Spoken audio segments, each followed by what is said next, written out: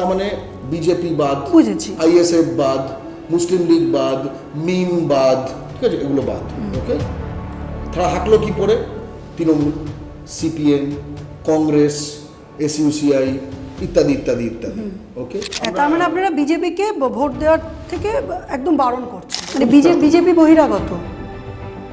BJP মানে ভেবে দেখুন, বিজেপির সেলসম্যানরা বহিরাগত না। এই যে একটু আগে যে শ্যামাপ্রসাদ মুখার্জির কথা বলছিলেন, যেটা বিজেপি এখন বলেও এবং আমরাও জানিও যে সেই 51-52 সাল যখন সেই সাংসদ হচ্ছেন, এখান থেকে 3 জন গিয়েছিল, তার মধ্যে 2 জন এখানকার, একজন মেদিনীপুরের আর একজন শ্যামাপ্রসাদ মুখার্জি।